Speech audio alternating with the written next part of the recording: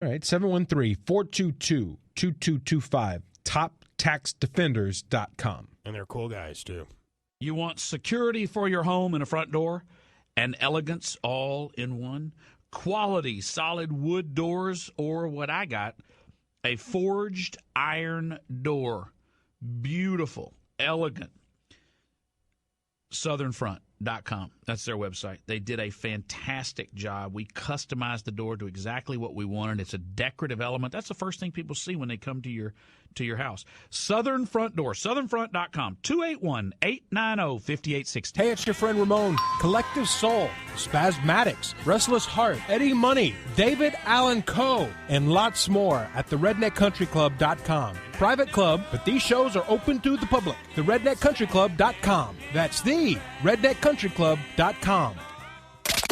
It's a dirty job. That's a vision you're not going to be able to get rid of. But somebody's got to get you going in the morning. And to become better people. Walton and Johnson. Lather, rinse, repeat. This show is a cardio workout. Tomorrow, 5:30 to 10. KPRC, AM 950. This report brought to you by Russell & Smith Honda, 610 and South Main. Starting your education at San Jacinto College is your first step to accomplishing so much more. Get San-Jac certified at San Jacinto College and transfer easily to a top 4-year university. Enroll by August 25th at sanjac.edu. Backed by popular demand, it's the Louis Shanks 50-50-50 sale. 50% of the home furnishings in Louis Shanks' massive showrooms are 50% off. That's right, you'll save 50% on 50% of in-stock furniture items, plus 50 months, no interest financing. Look for the 50-50-50 tags for qualifying items and you'll enjoy huge savings on the finest in home furnishings for 100% of your home. Louis Shanks will make you feel right at home. LouisShanksFurniture.com. We've got a wizard here. He can solve your problems. You can keep your doctor. You can keep your plan. From the filmmaker of Dreams from My Real Father. Did Obama pay for your mortgage? Utopia. It's the kingdom of heaven on earth. That's what they believe. What I call it is the urban removal project. To remake the world as it should be. Everybody who had been doing business legally wound up a criminal. Come see the movie. There's no place like Utopia. I need you to keep hoping. There's no place like Utopia. In theaters everywhere. Rated PG-13. If it's a deal you're chasing, exit I-10 and Mason. It's only at Toyota of Katy. Hello. Hi, I just signed up for your credit report site and I have a problem. I need to speak with your fraud resolution department. Please hold. We don't have that. What should I tell the human? Just make that super annoying modem noise. Hello? Classic. Not all credit report sites are equal. Become an Experian.com member to get personalized help, plus fraud resolution support with enrollment in Experian Credit Tracker. KPRC Radio, home to some of the biggest names in radio.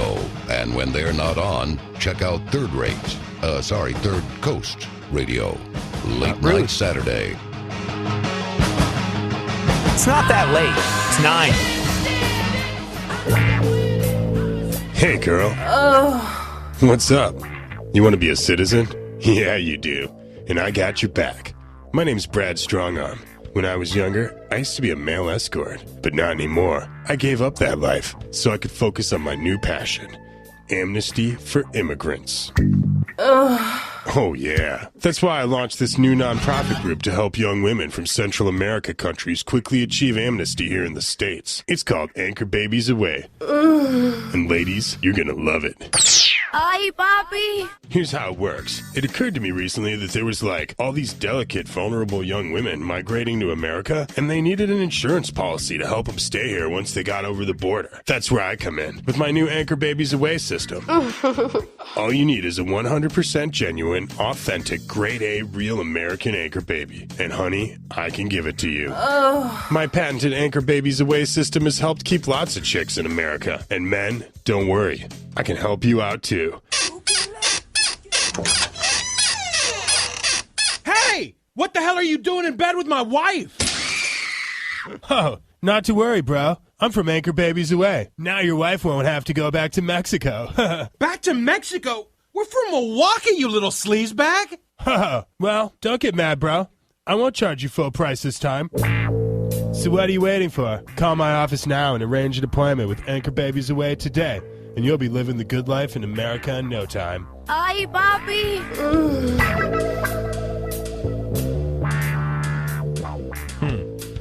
Would be a good job if you could get it. It's good work if you can get it right. Hey, Milky Chance are going to be at BuzzFest, you know. No way. What? Way, dude. What? When is that? That is in October. In fact, tickets went on sale 10 a.m. up at thebuzz.com and have been moving with a quickness. So if you want to go see Milky Chance and Chevelle and the dudes in Evans Blue and Papa Roach and Cage the Elephant and all the rest, you should probably get your tickets now to avoid disappointment. Dude, I am literally putting this in my calendar right now. Do you know what day it is? And you know, that would really seem like one of the things that, as the afternoon guy on the Buzz, I would know, but I couldn't be sure. I'm pretty sure it's October 18th. I don't even know what words y'all are saying. Who's Dude, playing I'm a what? huge Milky Chance fan. They're an obscure indie rock duo from Germany that's just become incredibly popular all over the world. They're the two guys you're hearing right now. One of them does like drum machines, electronics, and keyboards, and the other one is a singer. He is like a blues singer, basically.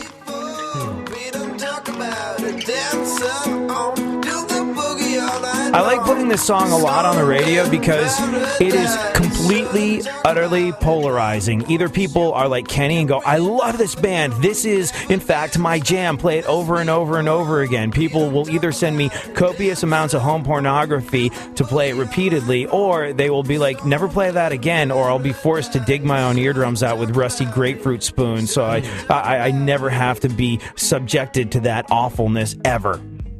They're such a polarizing band, and I love that because that's what I like. I like to move the needle, get a reaction when I play some music. And when I play something, the last thing I want is for people to think it's wallpaper. I want them to be either way into it or to despise it. I listen to a lot of stuff. Punk rock, hip-hop, electronic music, country music, classical music. One thing that is universally true, if I put on a blues song, any kind of blues song, whether it's like a Chicago blues, Texas blues, folk blues, whatever. If you don't like the blues, you and I probably will not be buddies. Like, come on, man. This is not that different from a B.B. King or a ZZ Top or whatever. It's just new. His voice is different. How could you not like it? I don't know. I'm beating a dead Do we horse. have the lineup for BuzzFest already? I'm trying to find it over here online, and I can't figure out if I'm looking at a previous year. I think I am. This one's got there's an easy way to do it. You can go to thebuzz.com. That's where I am. Is it BuzzFest 31 or is this something else? 32. 32. Okay, so this time it's personal. Change the HTML here. Let's see if that fixes it. No, that didn't work. Let's just go to the... But allow me, as the one who, as the guy out of all of us who really should be well acquainted with the BuzzFest lineup, let me. No, I feel as though I've been letting the side down by not being able to trot this all out. October 18th yes. at the Woodlands. Chevelle, P.O.D., Papa Roach, Dirty Heads, Cage the Elephant, Evans Blue, Young the Giant, New Politics, Switchfoot, and 5 more, including Milky Chance. Tight. That is who's the headliner? Chevelle, Papa awesome. Roach. Oh, my goodness. I'm not real crazy about them, but I love Cage the Elephant. And, there ain't no rest for the wicked. And I don't really know Big Data, but they look interesting. Do I know that band? Are they popular? Yeah, they do that song Dangerous. Big Data are an interesting one because they're sort of a concept band. They wrote a song called Dangerous all about why you shouldn't put your personal information on the interwebs via Facebook and stuff, and they're kind of conspiracy theorists. Actually, they're kind of electronica music, conspiracy theorist music, which means they're probably perfect for Kenny. Knowing what I know about the Kenster. So let me see if I understand this correctly. This is a band that plays electronic music, and they believe in conspiracies? Yeah. Oh, I know this song. Yeah, you're right. Yeah. Featuring Joywave, yeah. Uh-huh. I didn't know that this had something to do with the internet, though. Yeah, this is all about... There's actually an interactive video for this. Look up Facehawk.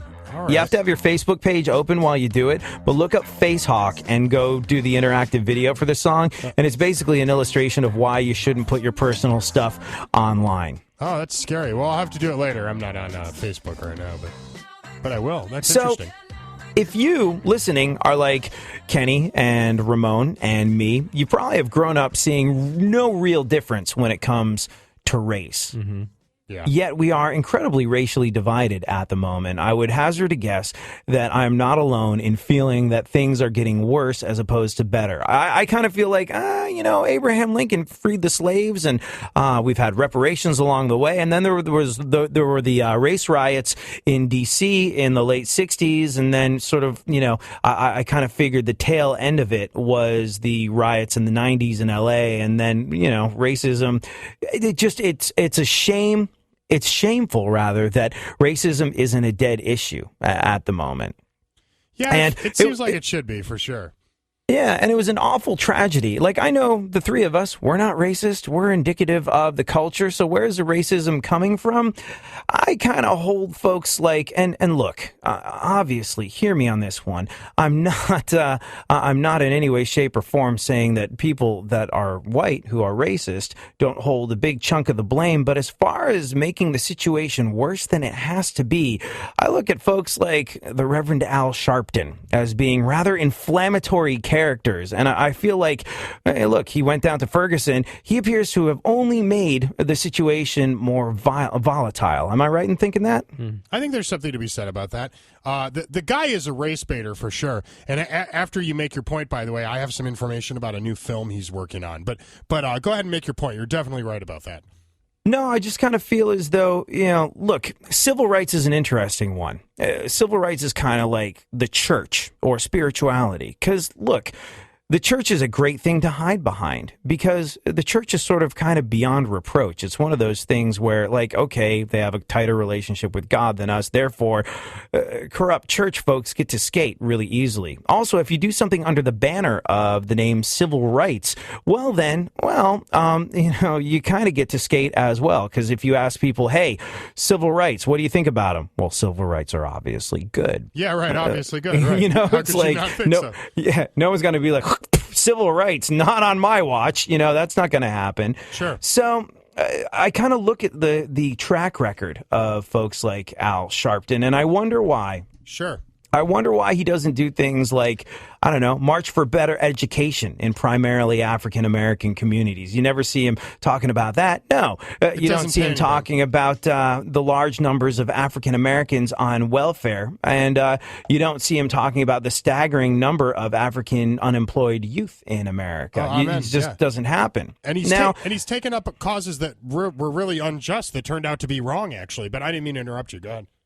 Well, no, it's just there's a famous story, and it's never been confirmed to be true, but it's a famous one, and I know a New York City cop who will tell you, yeah, it's absolutely true.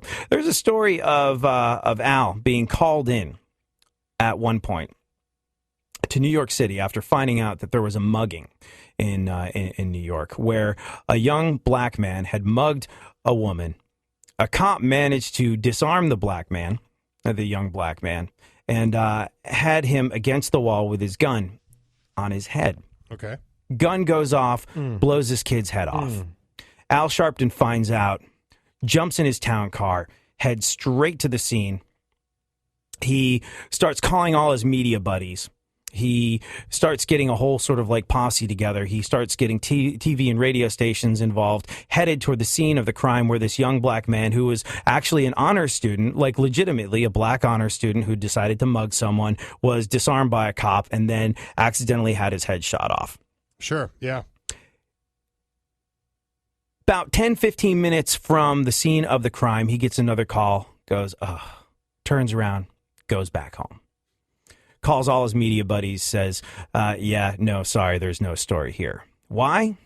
Turns out the cop was black. Yeah, this is actually a true story. And there was a similar thing with Tawana Brawley. Did you guys know about Tawana Brawley? Wait, I want to stew in that story for a second. So he finds out it's a black cop, and he says, forget it, never mind. It's Miller time. Because it's not a white cop killing a black kid, there is no race baiting to be done, and therefore there is no money for him to make. Look, Department of Justice finds that African Americans are around 13% of the population. they're 50% of the homicide victims. Most importantly, 90% of those victims are killed by other African Americans. You never really see old Uncle Al campaigning against those murders. No, because there's nothing inflammatory that you can do there. No race baiting you can do. No money to be made off of that. If he truly wanted to do good in the do good? Yeah, that works. If he truly wanted to make a difference in the African American community, he would be just as active campaigning against black on black crime. And for this reason, I say that he's part of the problem. I say